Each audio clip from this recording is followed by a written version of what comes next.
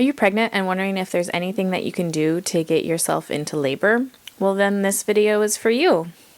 Hi, I'm Tanya and welcome to my channel. In today's video, we're going to be talking about natural induction methods. So natural ways that you can nudge your body along to perhaps start your labor. I will say that generally most of these things won't work unless your body is a little bit ready. In fact, even in hospital inductions, it can take quite some time to get somebody whose body isn't quite ready into labor.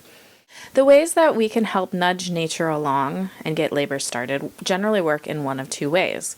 One is that we do things to help the uterus contract, and the other is to help soften or ripen your cervix. And to some extent also, doing things that help baby get into position can also sometimes help, because that helps your body sort of recognize that it's time to get into labor. So I guess there's actually three. But the first two are kind of the main ways. The second is definitely something to try if the other things aren't working and you're not getting into labor. So in that first category of things that stimulate the uterus, the very first one is sex. Sex got the baby in, it can get the baby out. So the main way that sex works is that orgasms can stimulate the contraction. So having some sort of intercourse that creates uterine contractions can help kind of give your body that signal that perhaps it should keep having contractions. So of course, in the end of pregnancy, sometimes you're not feeling the most in the mood, but finding ways that work that aren't too exhausting, that really focus on getting you to orgasm. And that can be any ways that orgasm happens.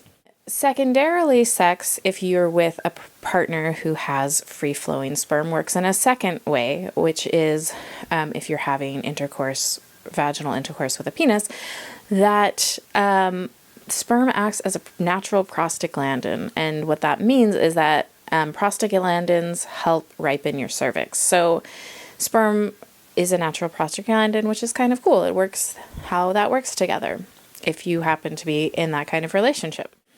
Another way to raise oxytocin is through nipple stimulation, and that can be doing that for yourself, having your partner help you, or using a breast pump. Sometimes a breast pump, while not very sexy, can be helpful just because it's a really constant and it's less exhausting than like sitting there for 10 minutes stimulating your own nipples.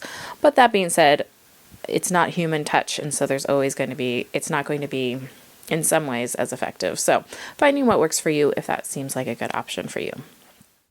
It may sound funny, but eating dates is also a thing that can help ripen your cervix. There's studies shown that people who start eating 6 dates a day at 35 weeks pregnant have shorter labors by a little bit. And so it's certainly delicious and non-risky. So go ahead, eat some dates. Other food things that can help with labor are eating spicy food, or I've heard that eggplant parmesan, there's an eggplant parmesan recipe online from a restaurant, and I think it's New York, that's rumored to have gotten women into labor. Sometimes there's a restaurant in town that has that reputation.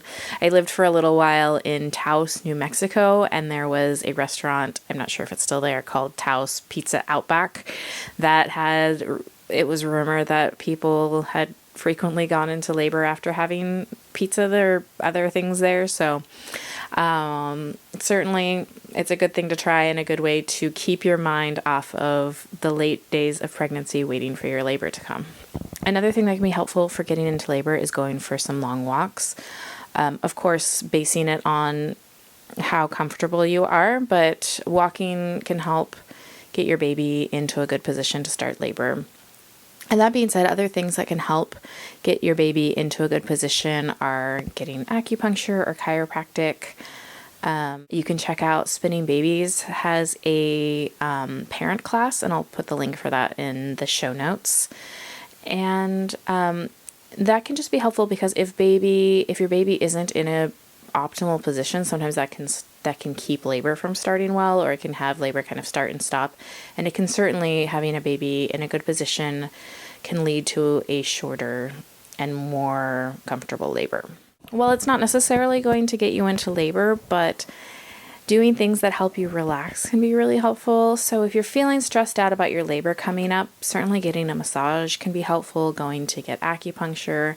In acupuncture, they also have specific points that can help you get into labor, and a lot of massage therapists also know specific points that can kind of help get you into labor. So certainly thinking about, if you're feeling stressed out, trying to find some ways to take your mind off labor. So going on good walks, going out with friends to eat, schedule things so that you're not thinking about going into labor all the time. And sometimes when you take your mind off of it is when labor can start.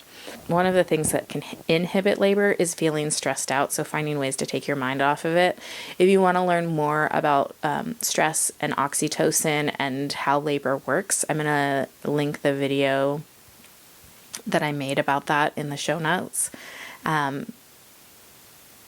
Because that can be just really helpful to understand, because stress not only can inhibit labor once you're in labor, it also can inhibit you from getting into labor at the end of pregnancy. Of course, labor will eventually happen, and it's easy to stress out about it. Due dates can linger in your mind. People can be asking you a million times if you've had the baby yet, and you're like, just leave me alone. So finding some ways to take your mind off of it in whatever way works for you, so that you're not sitting there, because labor really can feel like a watched pot. If you have been through labor before and you had something that you used to try to get yourself into labor that I didn't mention, will you drop it in the comments? I always love learning new things. If you found this video to be helpful, go ahead and click that like button. If you want to be notified when I release my next video, you can click the subscribe button and YouTube will let you know when I've released another video. Thanks for sticking it out to the end, and I hope to see you next video. Bye!